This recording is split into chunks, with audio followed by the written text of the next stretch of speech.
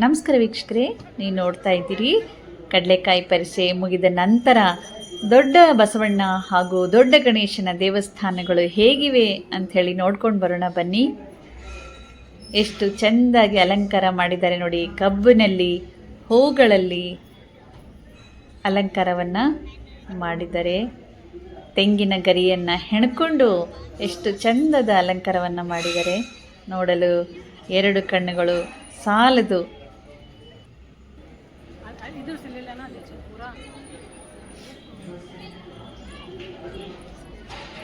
ದೊಡ್ಡ ಬಸವಣ್ಣನಿಗೆ ಅಲಂಕಾರ, ಇಡೀ ದೇವಾಲಯದ ಅಲಂಕಾರ. ಕಬ್ಬಿನ ದಿಂಡುಗಳನ್ನು ಹೂಗಳನ್ನು ಸೇರಿ ಎಷ್ಟು ಚೆನ್ನಾಗಿ ಮಾಡಿದ್ದಾರೆ. ಬಹಳ ವಿಶೇಷವಾಗಿತ್ತು ಈ ಬಾರಿಯ ಒಂದು ದೊಡ್ಡ ಬಸವಣ್ಣನ ಅಲಂಕಾರ ಅಂಥೇಳಿ ಹೇಳಬಹುದು. ಇದು ದೊಡ್ಡ ಗಣೇಶನ ದೇವಸ್ಥಾನದ ದ್ವಾರ. ಬೆಣ್ಣೆ ಅಲಂಕಾರವನ್ನು ಮಾಡಿದರು ಗಣೇಶನಿಗೆ. ಬಹಳ ಚೆನ್ನಾಗಿತ್ತು ನೋಡೋದಕ್ಕೆ. ಪರಿಷೆಯ ದಿನದಲ್ಲಿ ಒಳಗಡೆ ಹೋಗೋದಕ್ಕೆ ಜನ ಸಂದಣಿ ಹೆಚ್ಚಾಗಿರೋದ ಕಾರಣ ಪರಿಷೆಯ ನಂತರ ನಾವು ಹೋಗಿ ನೋಡಿದ್ವಿ. ಬಹಳ ಚೆನ್ನಾಗಿತ್ತು ಇವತ್ತಿನ ಈ ಸುಂದರ ದೃಶ್ಯಾವಳಿ.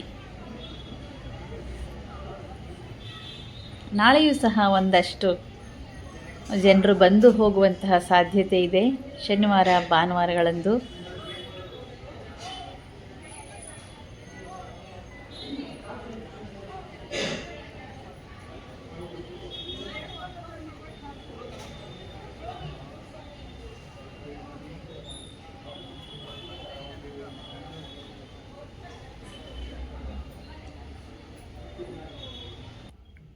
ನಾಗನನ್ನು ಪ್ರತಿಷ್ಠಾಪಿಸಿದಂತಹ ಸ್ಥಳ ನೋಡಿ.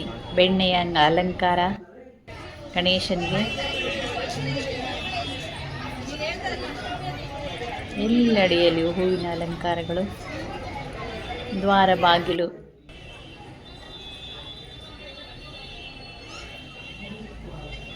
ಬಸವಣ್ಣನು ದೇವಸ್ಥಾನಕ್ಕೆ ಹೋಗುವಂತಹ ಇದು ದ್ವಾರ ಬಾಗಿಲು. ಕೊಂಬಿನ ಆಕಾರದಲ್ಲಿ ಈ ದ್ವಾರ ಬಾಗಿಲನ್ನು ನಿರ್ಮಾಣ ಮಾಡಿದ್ದಾರೆ.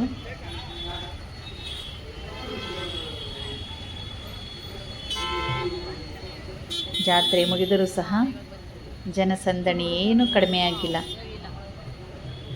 ಇನ್ನೂ ಬರ್ತಾನೆ ಇದ್ದಾರೆ. ಭಾನುವಾರದಂದು ಬರುವ ಸಾಧ್ಯತೆ ಇದೆ.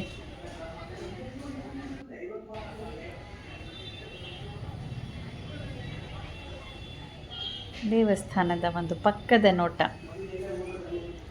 ಗಣೇಶನ ದೇವಸ್ಥಾನದ ಪಕ್ಕದ ನೋಟ.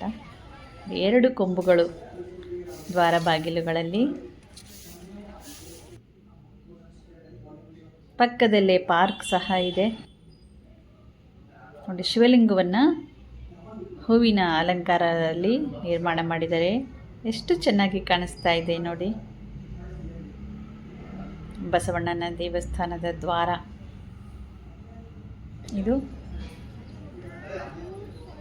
ದೊಡ್ಡ ಬಸವಣ್ಣನ ದೇವಸ್ಥಾನದ ಮುಂಭಾಗದ ನೋಟ.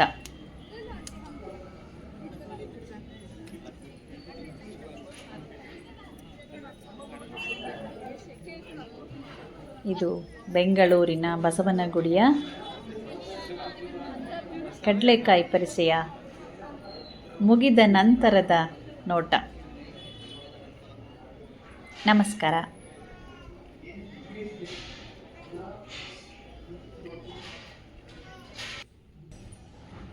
ಓಂ ನಮಃ ಶಿವಾಯ. ಓಂ ನಮಃ ಶಿವಾಯ. ಓಂ ನಮಃ ಶಿವಾಯ.